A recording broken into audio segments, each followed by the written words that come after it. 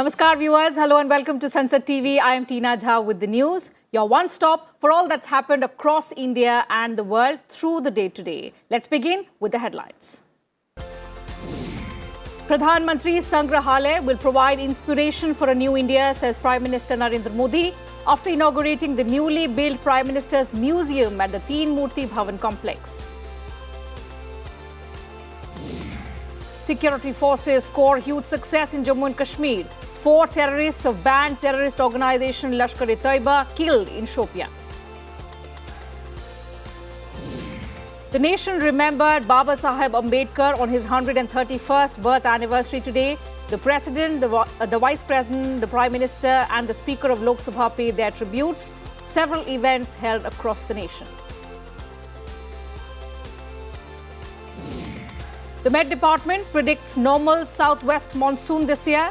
More than normal rains likely in some parts of northwestern India. Russian military forces continue heavy bombing on Ukraine. The Biden administration provides new military aid of $800 million to help Kiev.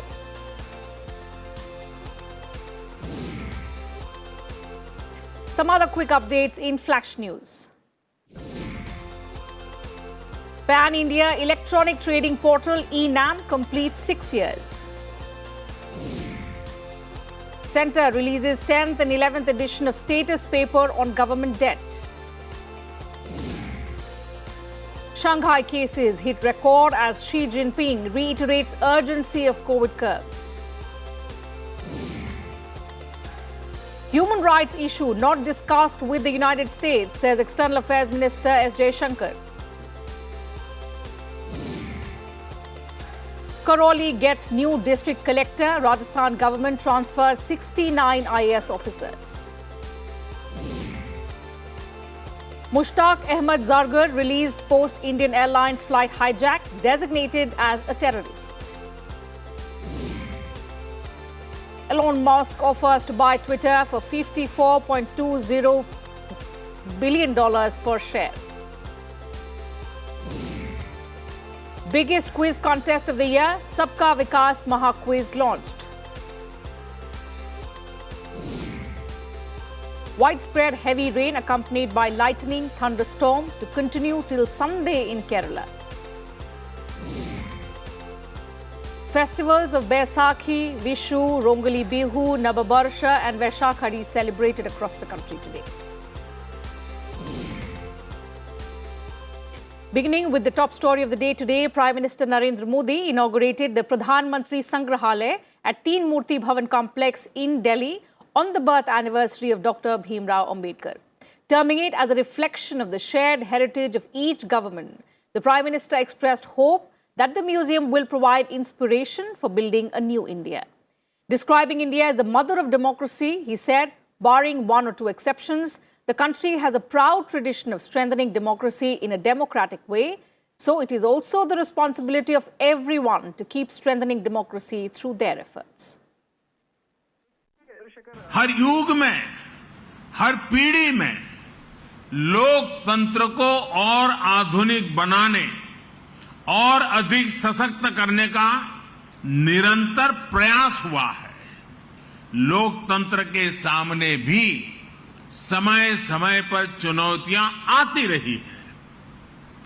इन कमियों को दूर करते रहना, खुद को परिष्कृत करते रहना भारतीय लोकतंत्र की खूबी है।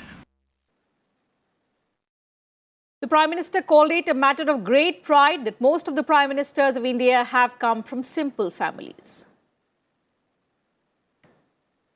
सुदूर देहात से आकर, एकदम गरीब परिवार से आकर, किसान परिवार से आकर भी प्रधानमंत्री पद पर पहुंचना भारतीय लोकतंत्र की महान परंपराओं के प्रति विश्वास को दृढ़ करता है। The inauguration of the museum coincides with the Amrit Mahotsav celebrations that commemorate 75 years of independence of our country. The museum narrates the story of India through the life and contribution of the Prime Ministers of our country after independence. The Prime Minister's Museum is located at the Murthy complex of Delhi. It chronicles the lives of 14 former prime ministers of the country through their contribution towards nation building. The museum has 43 galleries, a symbol of modernity and antiquity. It connects the Section 1 of the former Teen Murthy Bhavan with the Section 2 of the newly constructed building. Together, both blocks span over 15,600 square meters. The museum narrates the saga of the freedom struggle till the making of the Constitution and how various prime ministers gave a new direction to the country, overcoming various challenges and at the same time ensuring the all-round progress of the country. Moving on to some other news now, Defense Minister Rajnath Singh visited the headquarters of the US Indo-Pacific Command in Hawaii. In extensive talks with the officials there, the Defense Minister reiterated India's commitment towards working for a free, open and inclusive Indo-Pacific region and beyond. India, the United States and several other global superpowers have underscored the need for a free, open and advanced Indo-Pacific region amid China's increasing military intervention in the strategically important Indo-Pacific region. The US Indo-Pacific Command is the unified combat command of the US Armed Forces with responsibility specifically for the Indo-Pacific region. 4 Lashkar-e-Toiba terrorists were shot dead in an encounter with security forces in Jammu and Kashmir's Shopian. The terrorists fired at the security forces when they launched a search operation on a tip-off about their presence in Budgam in Zainapura area of Shopian. 4 terrorists and 2 army personnel were killed in the fighting. President Ramnath Kovind led the country in paying tributes to the architect of the Constitution of India and Bharat Ratna, Dr. Bhimrao Ambedkar, on his 131st birth anniversary. The President paid floral tributes at the statue of Baba Saheb Ambedkar in the Parliament House complex. Vice President Venkaiah Naidu, Prime Minister Narendra Modi, Lok Sabha Speaker Om Birla, Social Justice and Empowerment Minister Dr. Virendra Kumar, several union ministers including Piyush Goyal, Anurag Thakur and Bhupendra Yadav paid tributes to the architect of the Indian Constitution. Congress Interim President Sonia Gandhi, Leader of Opposition in Rajya Sabha Mallikarjun Kharge and several other members of Parliament also paid their respects to Baba Saheb. Saluting Bharat Ratna Dr. Baba Saheb Ambedkar on the occasion of Ambedkar Jayanti, the Prime Minister said his efforts to bring the deprived sections into the mainstream are an example for every generation. He said today is the day to reiterate his commitment to fulfill his dreams for the country. Tributes were also paid to Baba Saheb in the Central Hall of Parliament. Union ministers and members of Parliament, including Lok Sabha Speaker Om Birla, paid their respects to Ambedkar on his birth anniversary.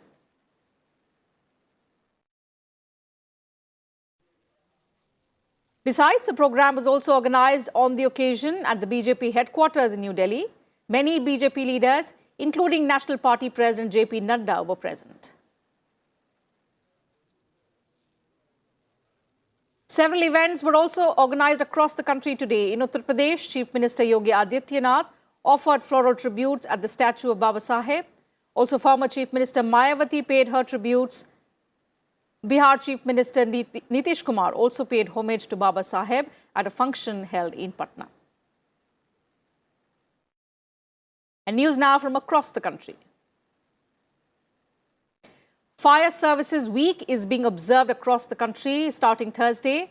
On the occasion, Delhi Fire Service Director Atul Garg and several other senior officers raised the flag to Vice President M. Venkaiah Naidu at his official residence. Lok Sabha Speaker Om Birla took part in the Janam Kalyanak Mahotsav organized in his parliamentary constituency, Kota Bundi, on Mahavir Jayanti. Om Birla also honored prominent personalities who have done outstanding work in the field of social service, charity and human welfare. Besides, he also had a darshan of Vineet Sagarji Maharaj. The government exempted cotton imports from customs duty till the 30th of September this year. The Finance Ministry issued a notification which said the discount will benefit yarn, cloth and other related products. Textile exports are also expected to benefit from this decision.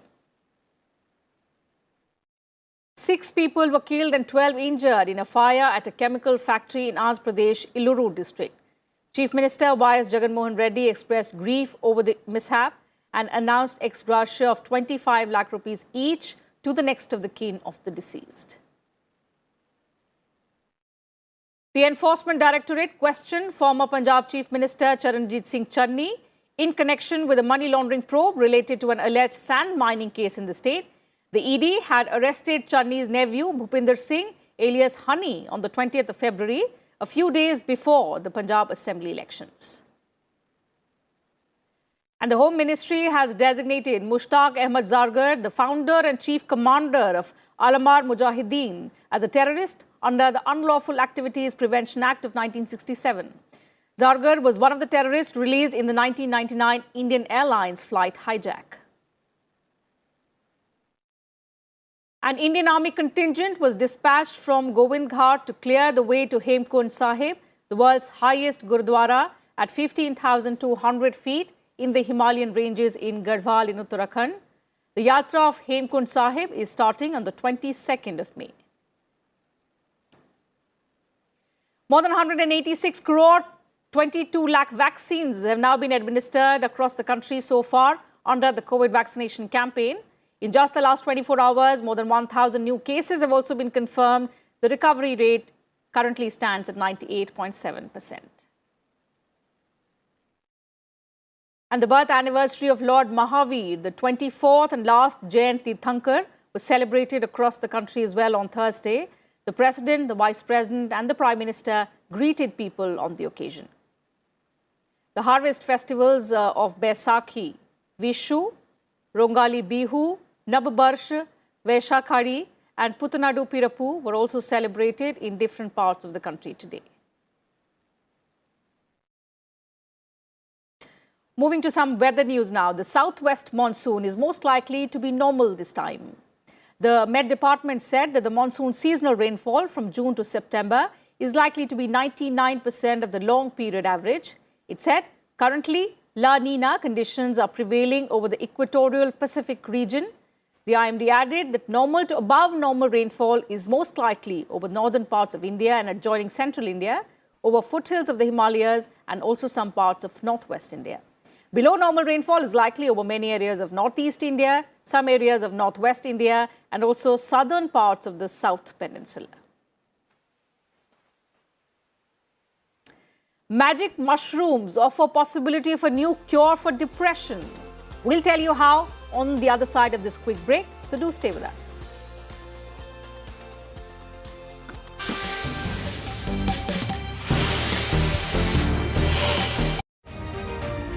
Robotics के इस्तेमाल में हम कितना आगे बढ़े, robotics कैसे हमारे जीवन को आसान और बेहतर बना रहा है, भारत के लिए रोबोटिक्स वरदान या फिर अभिशाप, जानने के लिए देखिए IIT बॉम्बे से न्यू इंडिया डिबेट मेरे साथ शनिवार शाम 7:30 बजे सिर्फ सनसेट टीवी पर। सोशल मीडिया समाज को जोड़ता है या तोड़ता है? कैसे बनता है सोशल मीडिया पर आम आदमी खास? सोशल मीडिया के क्या है फायदे और सोशल मीडिया के क्या है नुकसान? एक छोटे से चाय वालों को इतनी इज्जत मिल रही कि आज पूरा देश एक सेलिब्रिटी के रूप में मनाता है। मुझे लगता है सोशल मीडिया आपस से बचने की ताकत। सोशल मीडिया एक ताकत है बिकॉज़ एक छोटे से डिवाइस से और एक छोटे से रूम से आप वर्ल्ड तक अपना मैसेज पहुंचा सकते हैं in a positive term. Social media ताकत है लोगों को जोड़ने की और उन्हें लाइफ में बहुत सारी खुशियां देने। देखिए हेलो इंडिया वीकेंड स्पेशल शनिवार सुबह 8 बजे सिर्फ सनसेट टीवी पर।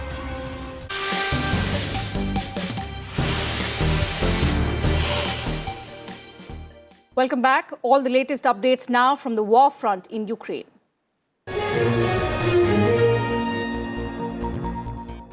US President Joe Biden announced an $800 million military aid package for Ukraine. The announcement came with the Russian military threatening to strike Ukraine's command centers in the capital Kiev if Ukrainian troops continue to attack Russian territory. Dmitry Medvedev, deputy chairman of Russia's Security Council, warned NATO that Russia would have to deploy nuclear weapons if Sweden and Finland joined the US-led military alliance. Finland, which shares a 1,300-kilometer border with Russia, and Sweden are mulling whether or not to join the NATO alliance. Finland will be making a decision on this in the next few weeks.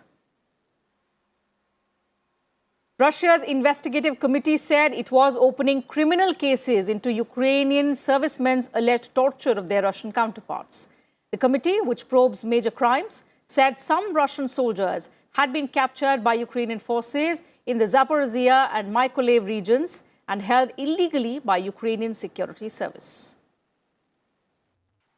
Meanwhile, Ukraine claimed to have struck Russia's Black Sea warship Moskova with 2 cruise missiles, causing severe damage.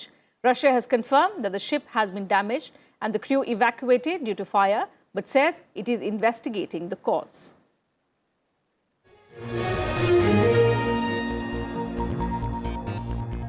And moving to news now from other parts of the world.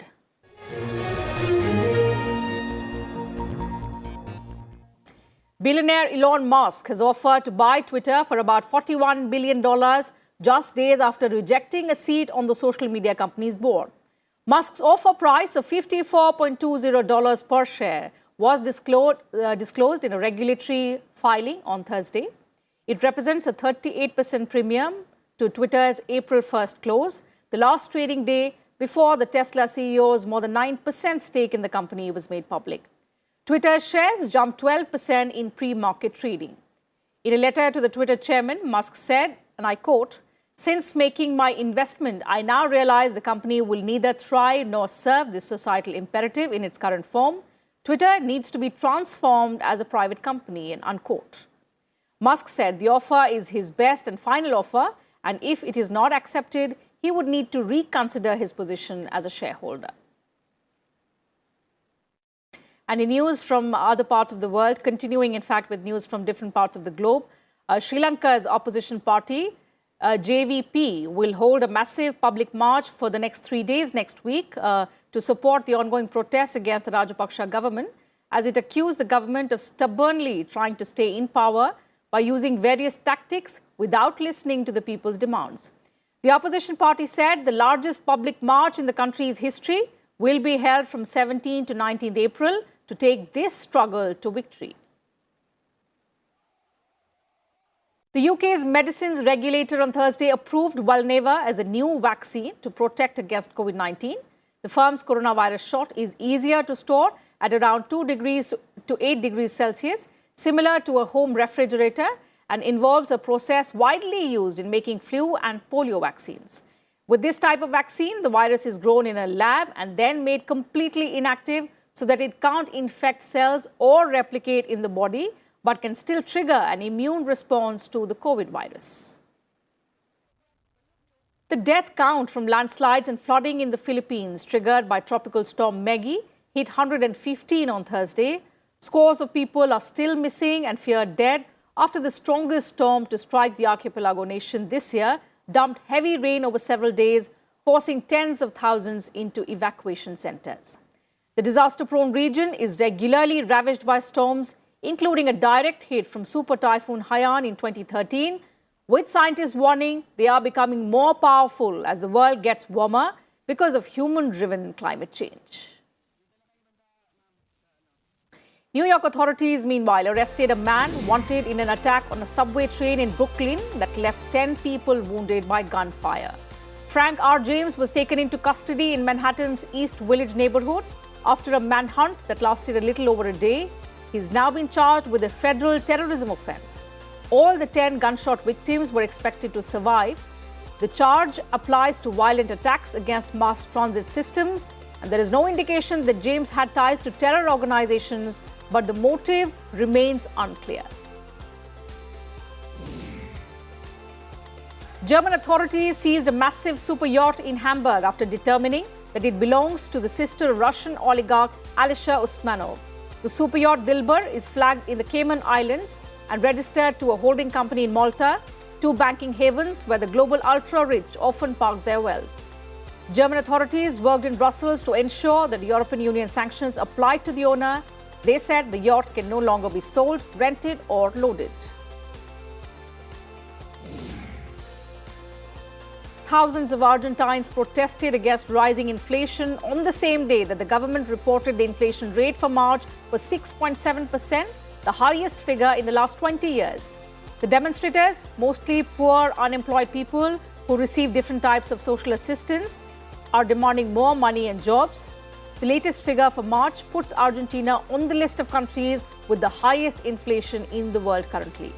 The news is a heavy blow to the government of Percon's President Alberto Fernandez in the war that he launched weeks ago against inflation. The Museum of Modern History of Russia opened an exhibition on what it describes as NATO's history of cruelty.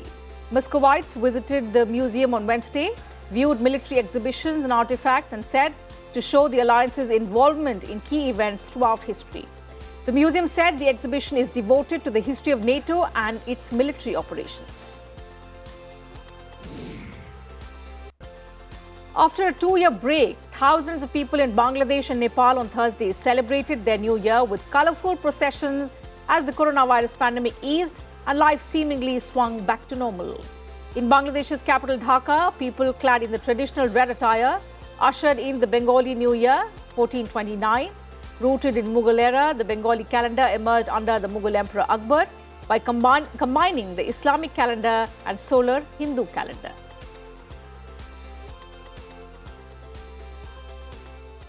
Moving on, a drug found in so-called magic mushrooms is now producing long-lasting improvements in the moods of patients with severe depression.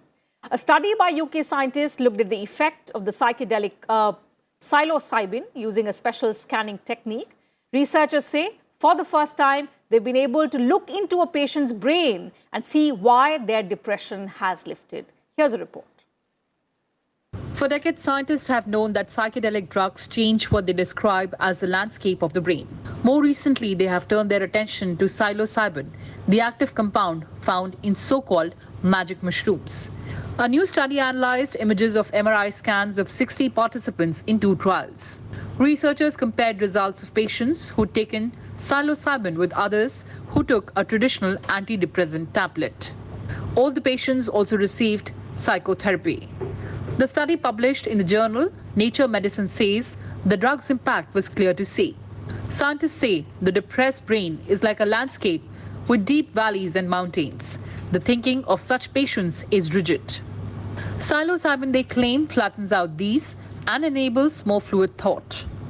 The scientists say that psychedelic drugs work in a completely different way to traditional antidepressants that increase serotonin in the brain and take weeks before the patient notices any change.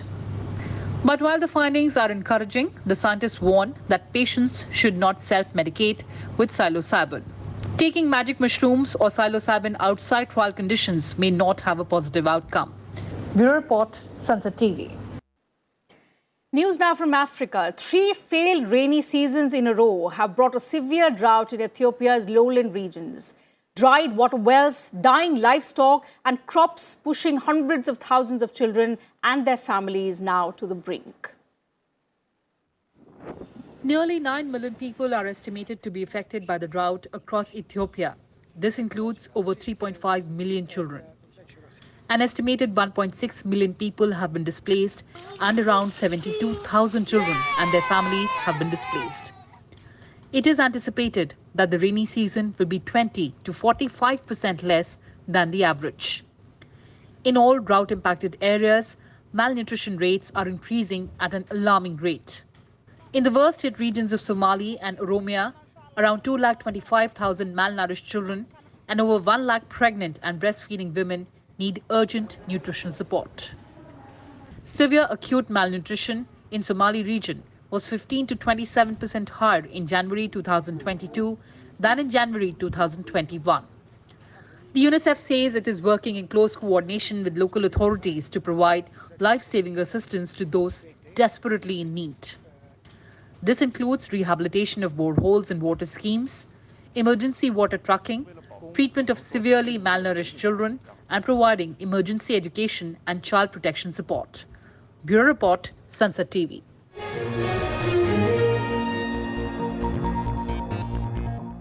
And time now for all the sporting action.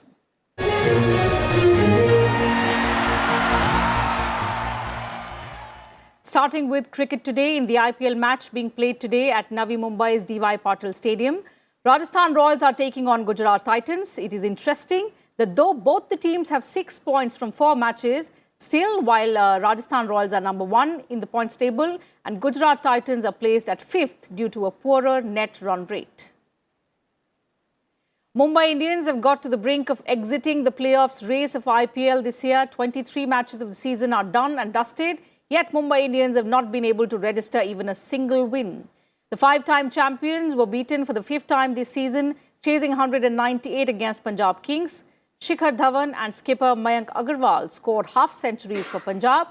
Mumbai were on track to reach the target, helped by a breathtaking assault by Dewald Brevis, but a couple of needless run-outs put paid to their hopes. Punjab finally won by 12 runs.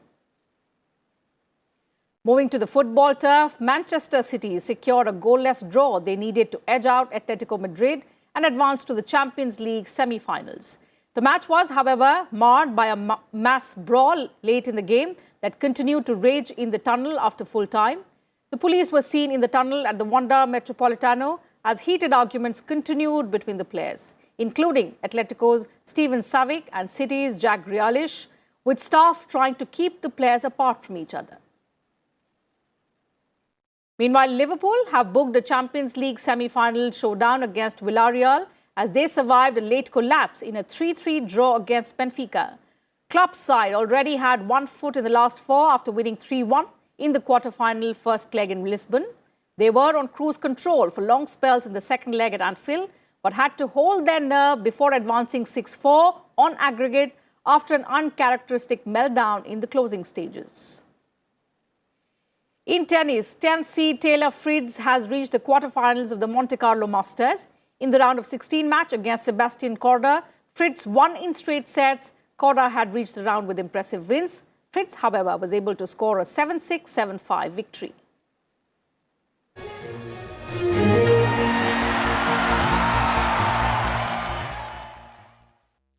The Boca Raton Museum of Art in the US is hosting the Art of the Hollywood Backdrop, cinema's creative legacy, starting 20th April to the 22nd of January 2023.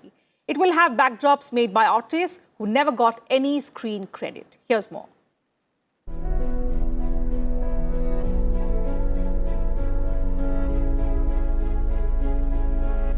The first museum show dedicated to Hollywood's painted backdrops is making its world premiere in South Florida.